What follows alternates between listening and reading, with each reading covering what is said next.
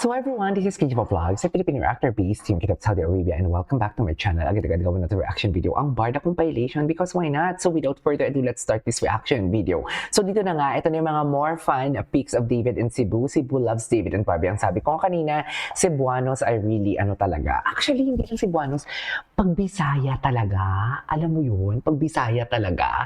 Kahit sabihin mong hindi naman marangya ang buhay nila, dear, pero pag may bisita sila, nagpapalitsyon talaga sila. Natalo pa nila yung mga taga Manels. Natalo pa nila yung mga taga Manila. Yung tipong alam mo yung kung kami may bisita kami, lechon manok, lechon yempo lang.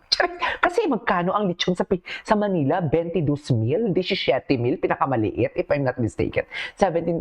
Pero ang mga Bisaya or mga from Visayas talaga, or mga taga-probinsya, pag magpakain talaga, kala mo naman talaga. Sino gusto umimbita sa akin? Uwi ako next month. Baka imbitahin nyo naman ako sa fiesta ninyo, ha? Sino may fiesta sa inyo? Imbitahin nyo naman ako. Charis, nasa Boracay ako sa March 21 and up to 25.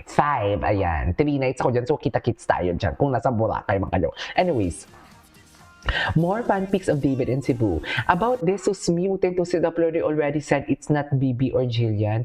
Organizer po yata siya. Ito yung checklist. Ay, parang organizer nga siya.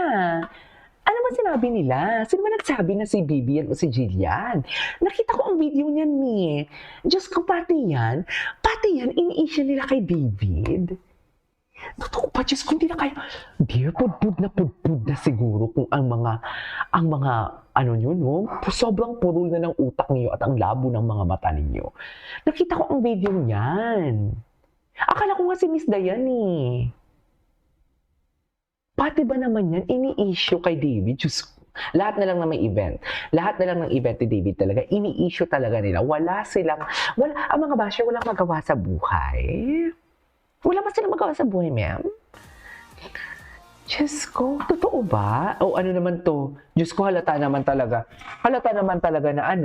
na the girl works for David or the girl is something like assisting David. Di ba? Diyos ko.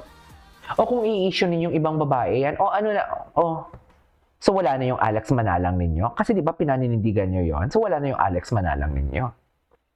Ang hirap, no? Ang hirap magpatunay na. Ang hirap, no? Yung tipong alam mo yung gusto nyong paniwalaan kayo. Ang hirap, di ba? Kasi ganyan din kami before. Di ba? Ganyan din kami before na kay Barbie and David. Pero hindi namin pinapatunayan. Kinikilig lang kami. Pero ang sa utak ninyo, may gusto kaming patunayan. Pero wala kaming gustong patunayan. Kasi sina David and Barbie na mismo ang nag-chichika-chika dyan. I care for you a lot. Di ba? Mga yapus nila sa kanilang event for today's video. Mga hindi pagtampuhan nila sa World's Egg Day sa McDo. Di ba? Yung pagsabi ni Barbie, di ba ini-issue ninyo si Barbie kay James Blake? Akala nyo nakalimutan ninyo natin yon? Hindi ko nakalimutan yon. O ano ngayon? Dear, ilang beses, kayo mga basher kayo, ilang beses na ba kayo tumakli? Maraming beses na kayong tumakli, sa totoo lang. Pero hindi kayo napapagod, no? Charis! Mami, hindi sila napapagod. Ako nga napapagod ako eh. Charis! Parang gusto ko mag-rest. Tipong wala akong iniisip na vlog sa isang araw. Parang gusto ko mag-rest, pero hindi ko kaya. Hinahanap ng katawan ko. Anyways,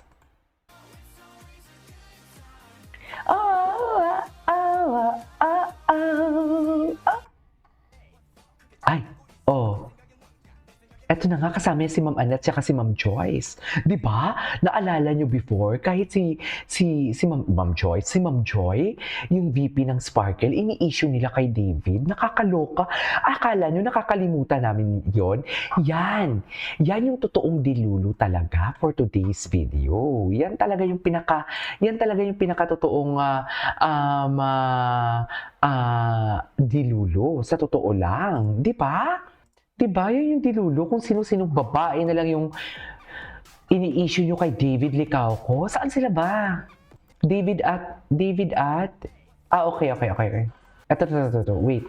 Sobrang sikat ng Barda sa Cebu pa lang silang malakas. Totoo, kaya nga pilit nila, mami. Kaya nila pili. Kasi Cebu.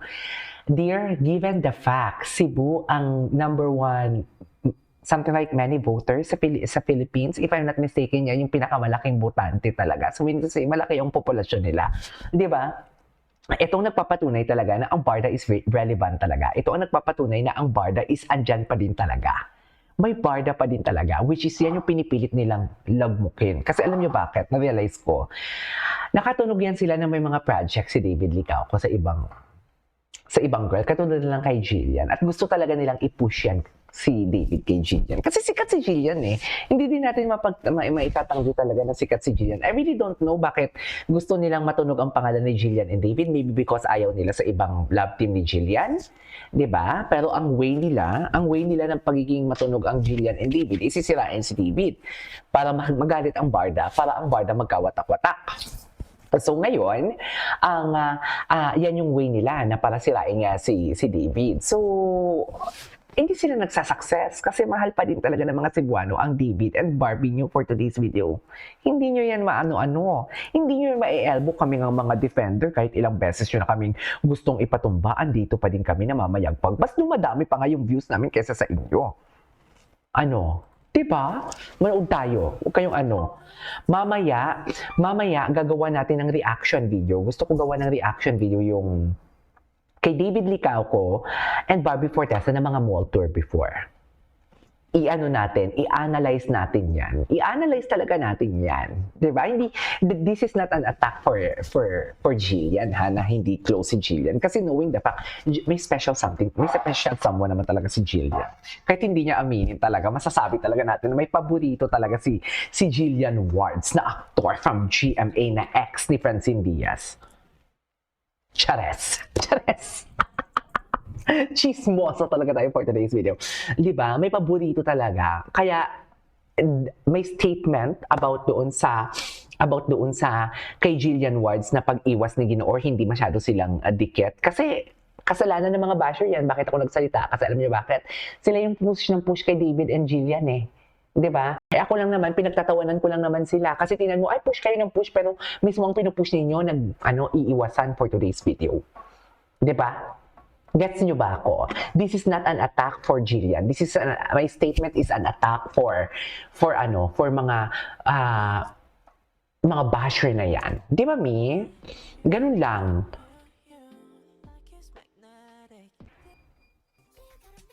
Ay, hello. Wait lang, ano 'yon? Those of your own meds, yaan nyo na lang siya mamatay sa nilulo natin. Actually, puro POV lang yung comsec at kinokorek na nga yan ng ibang barda. Kaya nga tawag dyan comment section. POV, palagay, di ba ang bobo na gamit yan as fact? Di ba yan gawain din nila yan? Pero abang-abang talaga siya sa page ko. Fan siya, Mi. Fan siya. Alam mo, Mami, hindi niya nga ako ginagamit talaga as ano. Kasi sa YouTube siya namamayagpag. Hindi naman siya namamayagpag. Pero YouTube, malaki talagang kitaan sa YouTube actually. Pero sa views niya, hindi siguro. Pero at saka sa barda, hindi malaki ang kitaan sa barda. Pero it really helps talaga na makakadagdag sa kumikitang kabuhayan. Yan yung masasabi ko. Kaya nga hindi niya ako tinatag sa YouTube kasi sa YouTube ako active, di ba? I don't post sa TikTok, sa Facebook. I don't post. So, kaya sa YouTube hindi niya ako matak-atak doon. Sa Twitter lang siya. Kasi alam niyo bakit? Gusto niya gamitin yung engagement ko. Gusto niyang sagutin ko siya para ma-curious ang mga 4,300 followers ko sa X at para i-check siya at para i-follow siya. Hindi siguro, hindi ka makakatikim sa akin ng Ayuda Gym. Diyan ka lang sa lusak. Sa penthouse ako, ikaw sa basement ka lang. Tandaan mo yan. Diyan ka sa baba. Hindi mo kami, David at Temper Heaven with Vince Maristella. Diyos ko, si Vince! Diyos ko, ako kayo naman hindi naman sa pagmamayabang, check nyo yung followers ko, check nyo si Vince Maristella, pina-follow ako niyan. Sina Jessica Villarubin. Ganyan ako, may connection ako ng gym eh. May connection ako, mahal ako ng GMA. Na wala kang connection sa GMA, kundi connection yung mga chismosa sa GMA na wala namang sinabi. Ganyan ba talaga dapat, Mem? Okay. Oh. Sige, buhatin. Sana all binubuhat, no? Sana all binubuhat.